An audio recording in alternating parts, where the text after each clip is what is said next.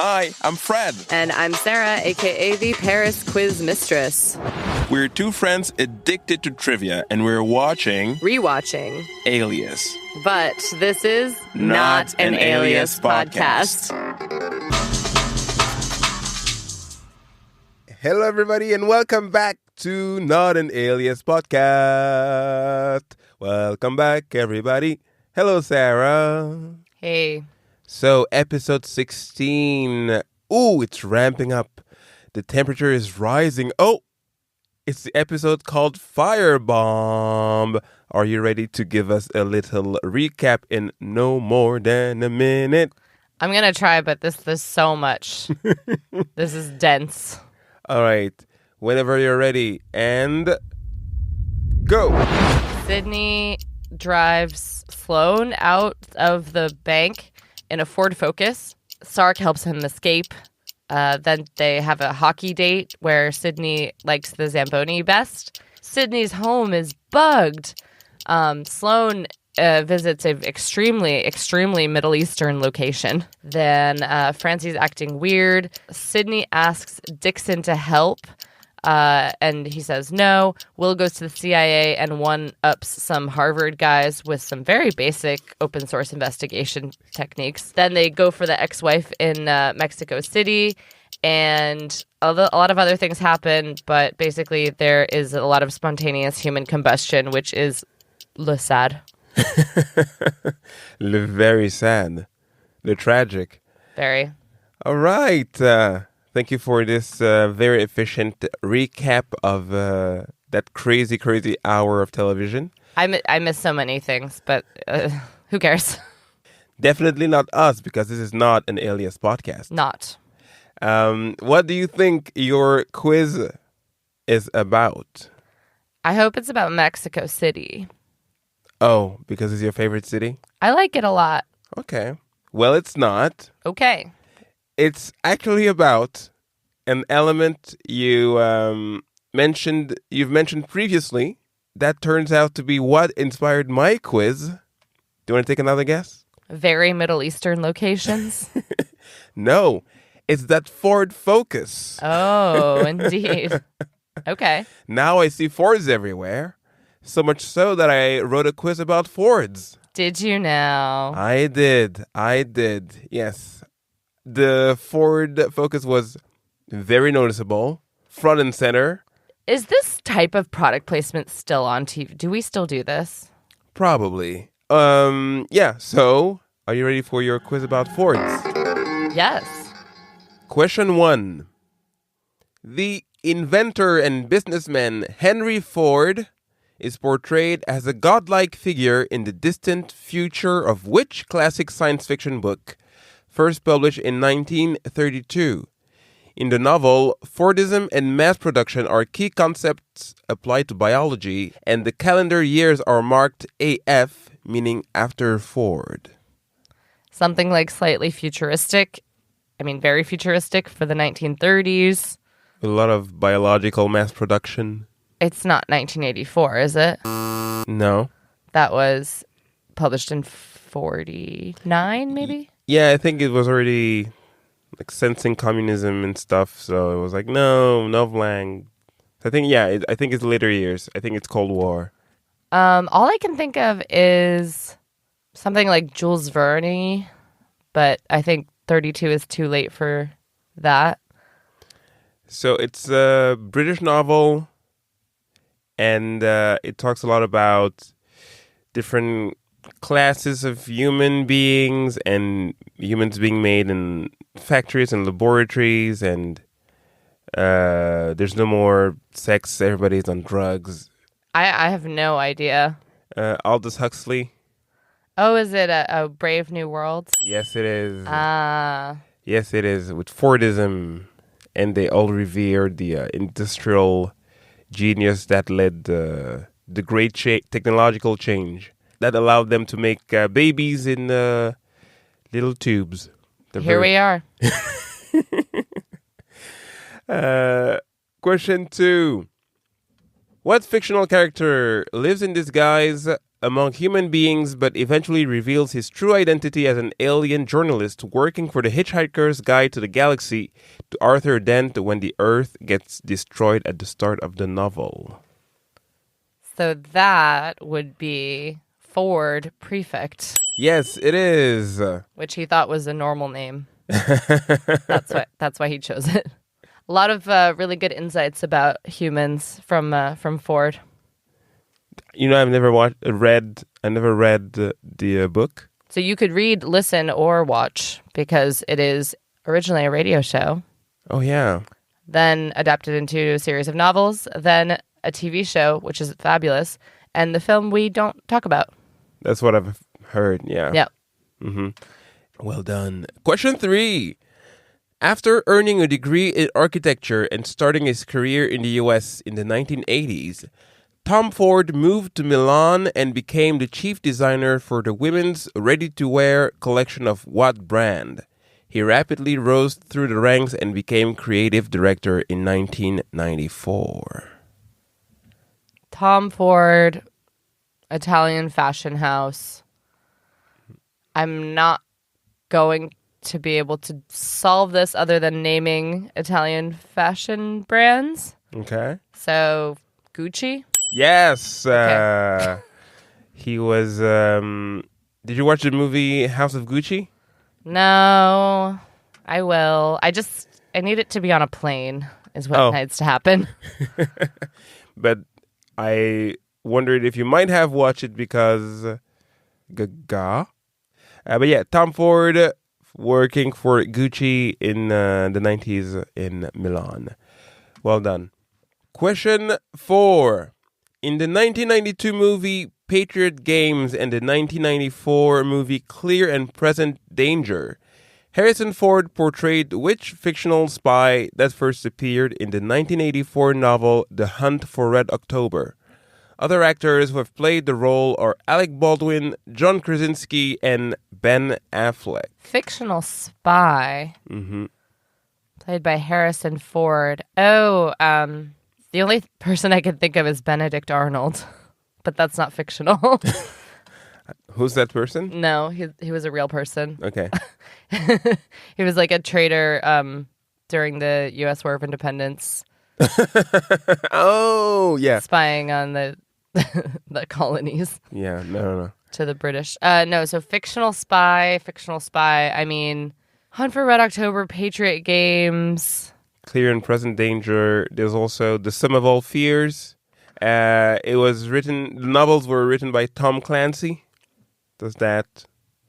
I've heard the name Tom Clancy. Mm-hmm.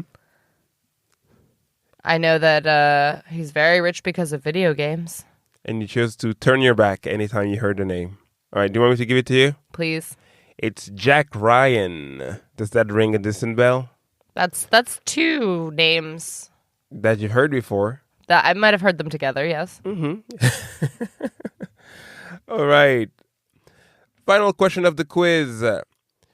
The wife of Gerald Ford and 30th First Lady of the U.S. was known by a nickname that she shared with the wife of Malcolm X, a famous comedic actress who died at almost 100 in 2021, and an iconic cartoon character created in 1930. What is that name? So we have the First Lady, Ford, Mm-hmm. Malcolm X's wife, Mm-hmm. and what were the other 2? A famous comedic actress who died at almost 100 in 2021, and an iconic cartoon character created in 1930. Is it just Betty? Yeah. Okay. Have Betty Ford, Betty Shabazz, Betty White, and Betty... Boop. Boop. Okay, so that is the end of the trivia section of this episode. Let's move on to the Alias section with Firebomb. So I think Sloan wins this episode. Okay. He was doing a lot.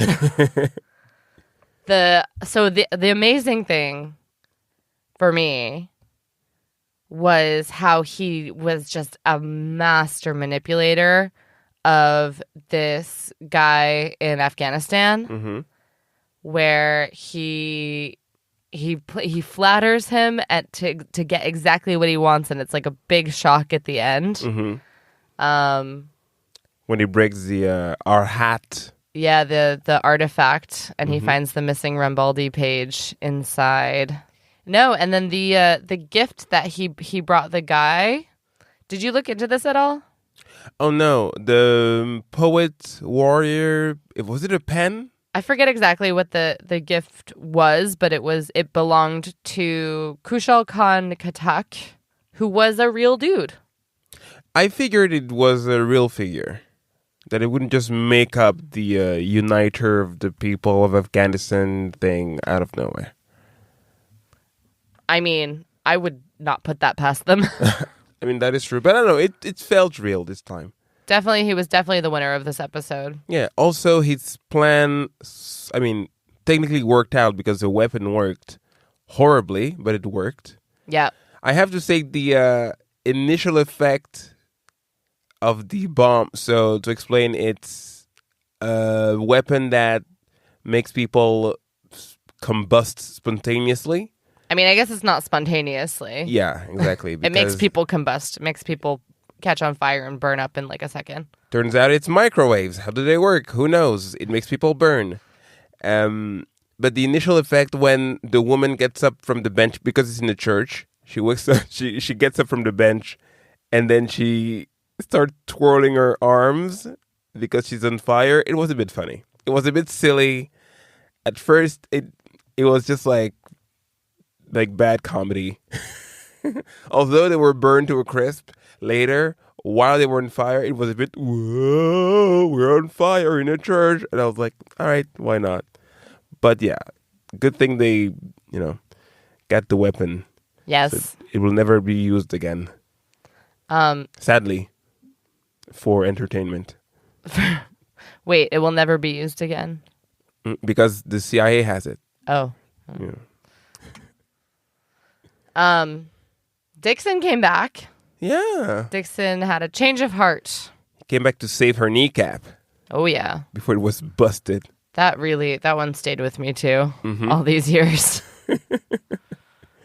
Yeah. But yeah, it was a potent episode of villainy.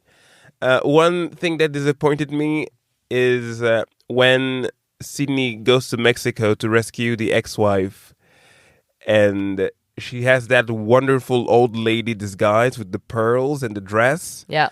I just wanted an old lady fight. Because usually to get out of anything, she has to fight a little bit. I just wanted her to kick one guy. Yeah. In that dress.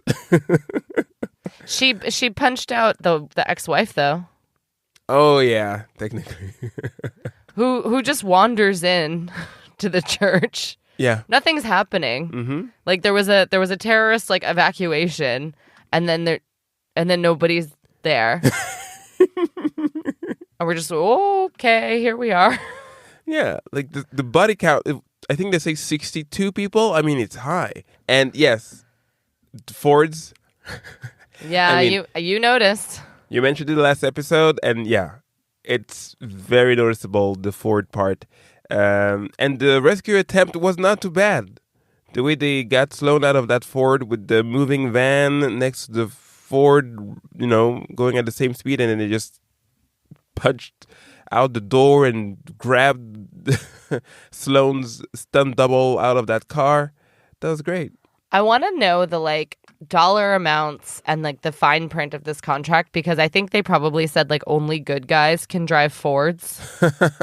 Oh, I'll be on the watch. Yeah. Mm-hmm. I doubt it would be made available, but I would be curious. I loved the full circle moment where Sydney's in the bath and then Vaughn brings her wine. She doesn't have to get her own wine in the bath. Yeah. Even though she's sad. Yeah, exactly. Vaughn. I mean, he's a manic pixie dream boy, sort of. Sure, why not? I guess, it's someone's cup of tea. That's all I'm going to say. I mean, he's a tall glass of water. That's all I have to say. And he can speak French, Yeah, c'est vrai que c'est encore plus intéressant dans ce cas-là. Ma maman était française. Yeah. Why not? Why not? Yeah, he's, you know what? Nobody's perfect. Not everybody can have a personality, okay? All right, everybody. That is it for this episode of Alias. That is it for this episode for Not an Alias Podcast. See you next week for more. Thanks for listening to Not an Alias Podcast, produced by Celia Brondeau with original music by Mad98. If you love what we do, leave us a tip. The link to the tip jar is in the description. And you can follow all things trivia at Paris Quiz Mistress. And all things Fred at Fred Me Up. Until next time. Stay nerdy and keep quizzing.